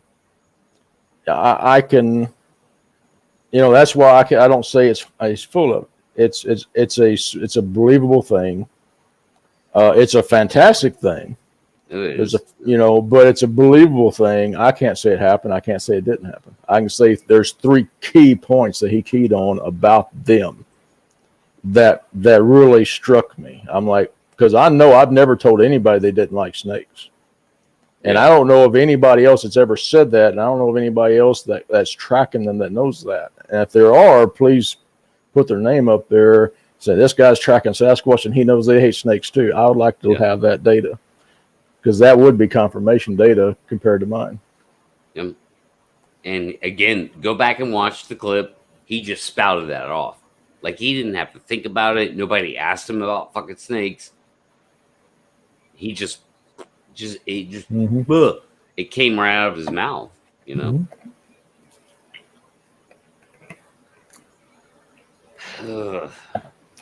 Yep. I'm not sure where to go at this point, dude. Like, well, I mean, it's an interesting story. You can take it for what it is or leave it for what it is. He did hit 3 points, and I hate that he passed away. I wish I could talk to him, pick his brain. Me fucking too, dude. I wish he was here right now. Yeah. Like, I just did not. Like, back then when all that happened and it transpired, like, I never thought to, like, do a show and bring him back on to do a show. You know, I don't know where my head was at. It wasn't where it's at now. I didn't have the platform I have now. Mm-hmm. You know, I didn't have the sort of regularity. Like it was the Wild West back then. You know. Oh, it still is for me. Well, for me, it's not. Like for me, this is a show. It comes on two times a week, Tuesdays and Fridays. You know, like Yeah. I feel like a fucking TV producer or something. You know, Hey, you're that special guy. maybe I am. And so because of that, like now, I wish he was here. Like I would have done this show with him personally. Yeah. You know, like I told him. I don't know if I mentioned this earlier, but I told him it was about this time last year, maybe a little further back. Mm-hmm. But I told him, I said, "Hey man, I'm coming to North Carolina. I'm going to do a documentary on you and your story." Like it meant that much to me then Mm-hmm. to document his story. And again, between when I said that and when he passed away, like it didn't happen, man. You know, life's complicated, Yeah. right? You know, It leaves things unresolved. and yeah, and then you know, yeah, the day after Thanksgiving, like he's gone, and he's not there anymore. Like Mm-hmm. as a friend, as a bud, as Mm-hmm. a person who can tell his story. So therefore, here I am. I'm just telling Yeah. his story, man, and I believe the dude. I believe him. And that's on me to say that, but Mm-hmm. I to this day I believe him. Well, Yeah. he would. I know from personal experience, facing my own mortality a few years ago, that I shouldn't have survived. They don't know why I survived. That I had a will made out for my sons, and I left a letter to each one of them. Don't be. I don't want you to be sad. You know, I lived my life how I could, how I did. Don't be sad. And I know he would not want you to be sad. True. Yeah, it's true, man. Like there ain't nothing that I've said about him that he wouldn't be cool with me saying. Mm-hmm. You know, I haven't betrayed his honor, you know, Mm-hmm. his life in any way. He was a special guy, man. And you can see that in the clips, you know, like Mm-hmm. and again, if you go watch the actual show that I posted, you know, you'll actually see the real conversations where I clipped it and they got fucked up with the cropping and all that. You know, thanks, Tim. Yeah. Thanks, Tim. Thanks. Let's blame. We're going to blame Tim. I mean, I'd love to blame Tim, but it was my fault. Like I just, I'm a procrastinator, man. You know, and I didn't expect iMovie to crop it, and I didn't know how to fix it. So I was like, I don't have time to even dick with it. Like I gotta fucking, this gotta be downloaded now. You know. Yeah. But it's his story. It's his story, and it is a good story. Thanks, Lester. Like, oh, no. Timmy boy. Like it is a good story. You know, it's a story of a 10-year-old kid that develops a relationship with a Sasquatch in a fucking junkyard, and this Sasquatch makes a little bedding nest up in the highest elevation of the junkyard in a Lincoln Continental specific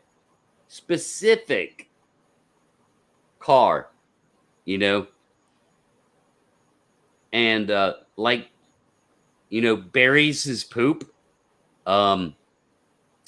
eats cats,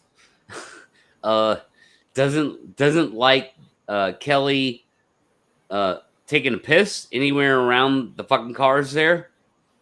And the whole thing with the like the way he describes his speech, I think that could almost be a fourth point for you, dude. If you go back and listen to that again, Patrick, that could almost become a fourth point, I think. And I tried to develop that, but he would literally have to recreate it. And he didn't recreate it. He just did a cursory perception of what he took in from the language. Yeah, Kelly just kind of went, he did. Yeah. And I mean, to me, and Kelly said that was a fucking recreation, Yeah. But I hear what you're saying. I know what you're saying. Took a mud bath. Didn't like the water. Yeah. But would rub mud all over. And it goes deeper, dude. Like I did not have time to clip everything that Kelly ever said about his dealings with Stinky. It keeps going.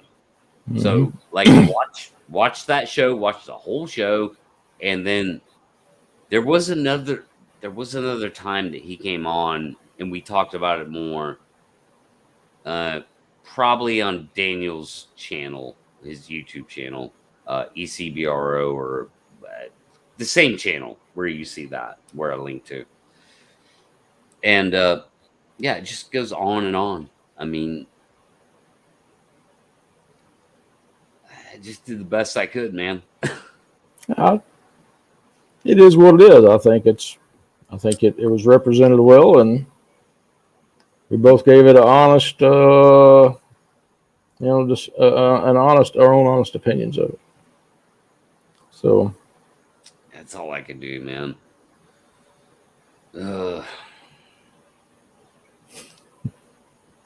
What? It's been a long week. Wait, are you advocating for a thumbs down, Gary? Like, what the fuck, dude? Huh? Like, if you hit thumbs down, it's anonymous. I don't know that anybody hit thumbs down, but if you're gonna advocate for it, I'm gonna fucking call you out, dude. Like, don't advocate. Like, don't call that shit out. Like, don't tell people they should hit thumbs down. Like, come on, man. What do you mean that wasn't you? Huh? Some impersonator? So that wasn't me. Okay. Right. Well, to be fair, I think he says, Kelly and I used to talk about angels and cherubs, whatever the fuck that is. Cherubs are angels. That's the same thing. Okay. Gary insists he didn't do that. Sure, Gary, we believe you. Yet. Let's see, where did he go? Boo, Gary, boo. There it is. I mean, I don't know. I mean, let me see the difference. No, Hey, to be fair, I got haters. They'll thumbs down you just for me being on. It's probably not personal. I get that. I mean, I know what you're saying, but I don't know. Gary's like, no, whatever. I didn't do that. It's okay, dude. Even if you did, I'm not gonna ban you for it. Like, just don't advocate for people to hit thumbs down. It fucks up my algorithm. Like, please hit the likes up button, guys. Hit the thumbs up, the like button, and subscribe. If it's your first time here, hit the sub button. It's right. Get some love for the Taco Cat. It's right there. Taco Cat. So what's up with the Taco Cat shirt, right? Like, yeah, it's what is forwards Taco and backwards. Cat? It's forward and backwards. You can hit it from the back or the head. Look at the big brain on Vaughn. Mm-hmm. Forwards and backwards. Thanks, Jeff. I'm not gonna do that, dude. Like, I'm not gonna ban Gary because he's talking shit.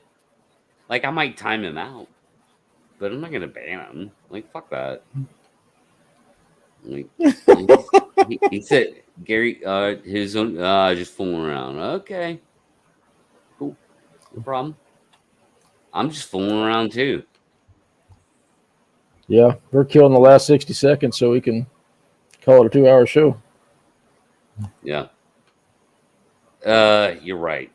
I am trying to get to 2 hours, and I'm definitely wanting to wrap it up. But thanks for being here, bud. Like, I needed it. I needed somebody to jump in here, and you were high up there. Yeah. I appreciate that. To fucking balance me out, man, because I did not start the show in good mental condition at all. And I did not. Yeah. It's been a tough show for me to do, and that shouldn't be the case, but it is. Yeah. Well, loss is hard. Yeah, especially loss without closure of plans. That's hard. So, yeah. There was a song a long time ago that says, "What I never did is done," and I adopted that a few years back. All right. So I like that. It was difficult. Like, the closer I got to showtime, especially with me producing shit. Oh God. Timmy boy still talking shit to Gary.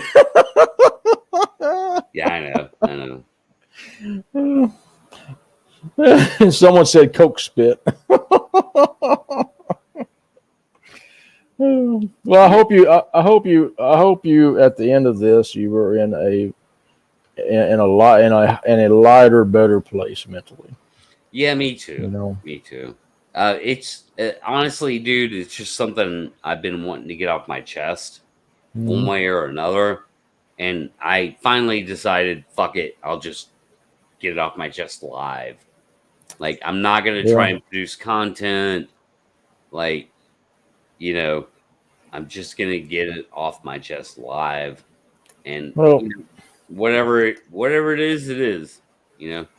What I do when I lose someone is I write a eulogy with their picture and I post it on my Facebook page. A summary of who they were, their failures, their successes, and a prayer, and I post it, and that helps me out a lot because I've lost some friends. And and it sucks, dude. But I tell you, like, one of the other weird things about like doing this tonight and looking up material and shit is that I came across sort of our. I'm sorry, they're killing me. Which one? Curious Cryptid. Oh.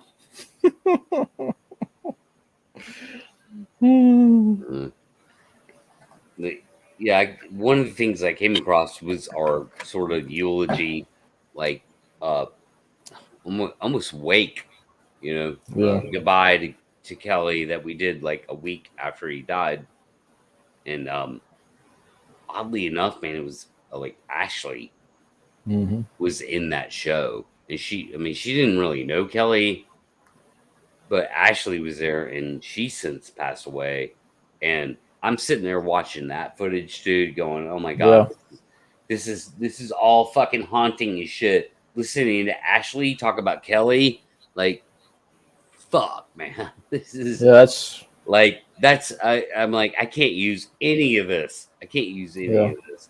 Yeah, it was just. Yeah, it's hard. Weird. It was fucking weird, man. Yeah, she used to text me just randomly during the week, and then it stopped. Yeah. You know, and it's hard. You Yeah, know? it is. Never knew, man. Never knew 4 years ago, 4.5 years ago, when I started this fucking show, I, come across people who lived, died, died in that time period. Like, it's very strange. I tell people, when I die, don't cry for me. Scatter my ashes and move on. You know, Yeah. I don't want you sad. No reason to be sad. Where do you want them? I have a map drawn out in my will for my son to scatter. Okay.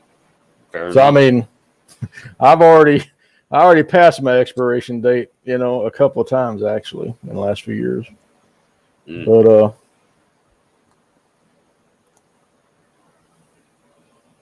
see, all that's figured out. All right. So well, before we get too morbid and dark about things, hey guys, we're gonna fucking find Sasquatch. That's gonna happen. Yes. We're gonna observe them. Don't you worry about it. Yes. We got it. We got it here, man. On Squatch Talk, we got the shit. Yes.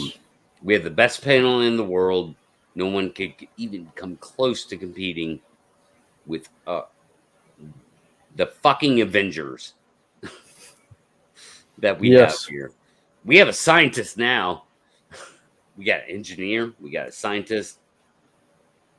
We got Leon. Whatever the fuck he is. Leon's almighty. I already saw it in chat. We got a tracker. And we got a professional drone pilot. We're the fucking Avengers. Mm-hmm. Fuck with us. Just fuck with us. I dare you. Come, bring it, Thanos. We're gonna figure some shit out. I think I have. I think I'm that close. So long as the equipment tests out right, I think it's going to be, it won't be proof, but it'll be compelling. Hey, that's all we need is compelling, Patrick. That's it. Yeah. That's all we need is compelling. Like, I'd love to have conclusive, but compelling is even obviously next best thing. So I'll take that. I'll take compelling. In a fucking heartbeat.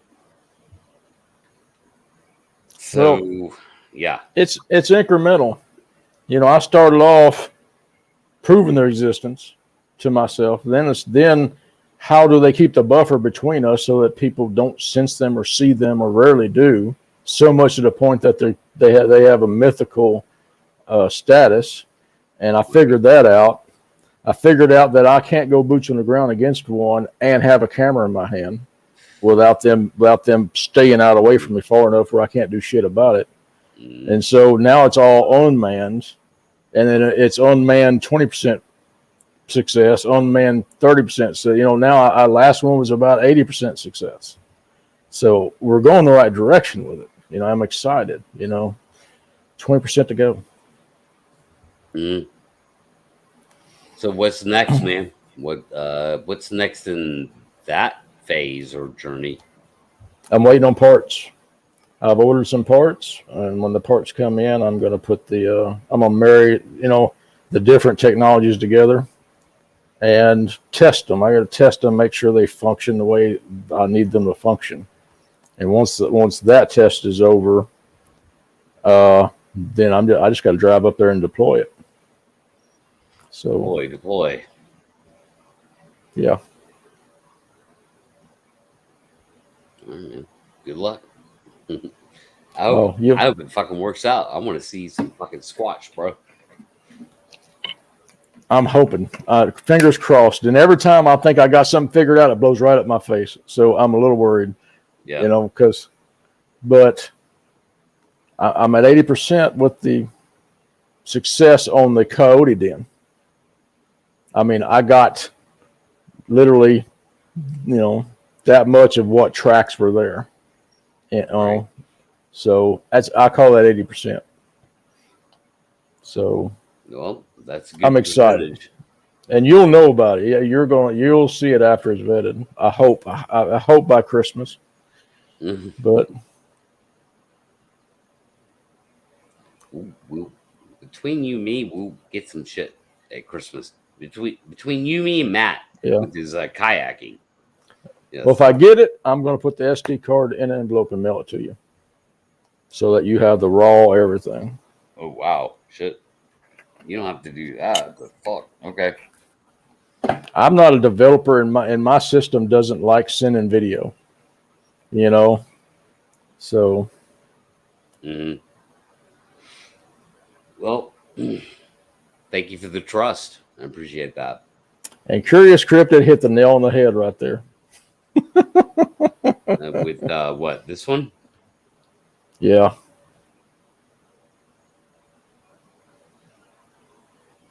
Yeah. Yep. No shit.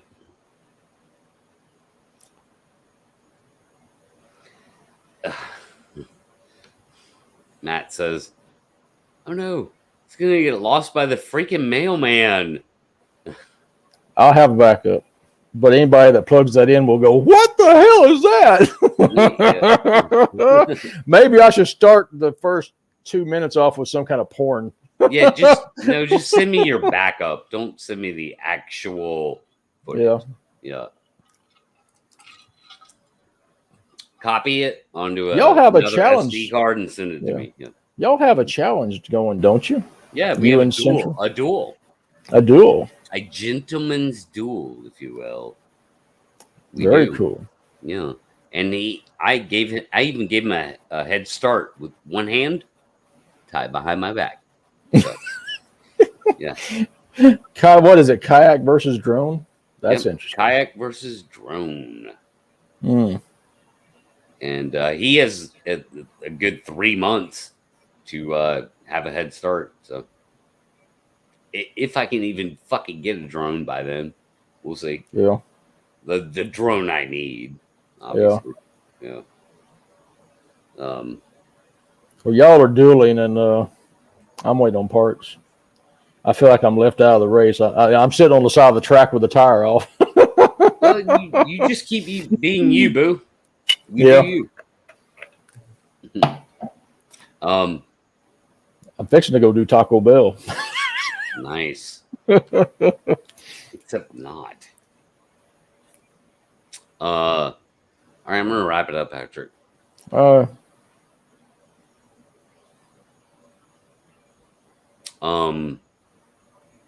So yeah, I'm gonna throw you backstage. All right, no problem. Like you can hang there or not. Okay. Uh, I'll wait. and the rest of the panel could come in, even though I'm ending the show. If you want to have an off-air discussion, that's fine. The link is in your chat, your message group. But yeah, I'm gonna wrap it up, bro. Thanks for being here. I really appreciate you being here, man. That balanced me out. I needed that so bad. No problem.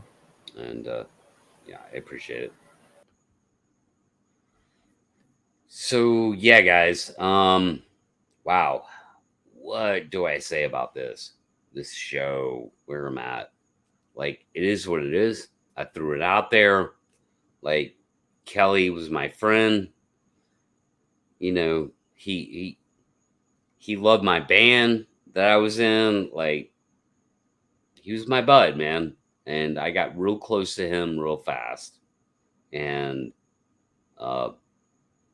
we were friends and talked somewhat in about Squatch and stuff. And I sent him drawings and shit like that. And he's like, yeah, that's about right. I don't know. I don't know what was going on with that. I don't know if it actually happened the way he said, or it's in his head, but it's kind of got to be one of those two things. I just wanted to put the story out there. And again, link is in the description down below. You can look at the whole thing without me clipping it improperly. It's all there. And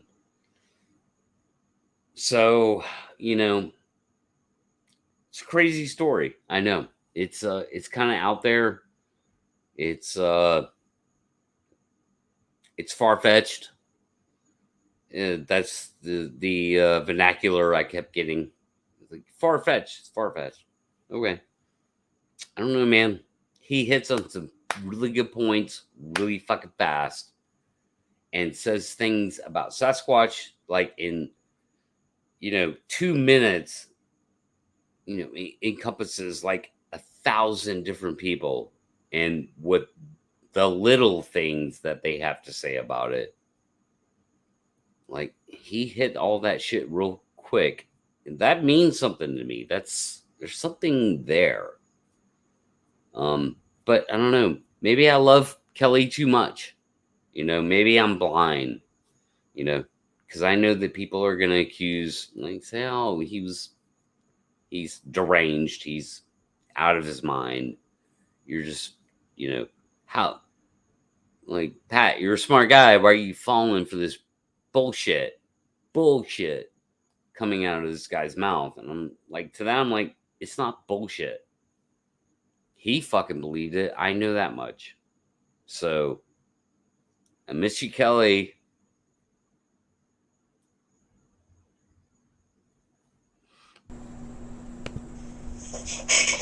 With that.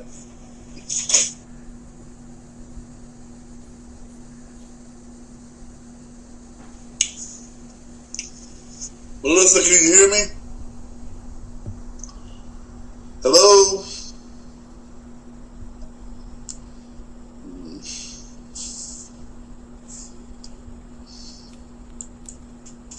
Okay, cool. Well, I'm going to start this right now. I hope Pat Turner comes on here. I'm going to do this first song, but his group is called Continental Ghost, and it's by his group, the Hot Rods. So he's a Facebook friend of mine, and I told him I do the honors of the song for him. So here we go.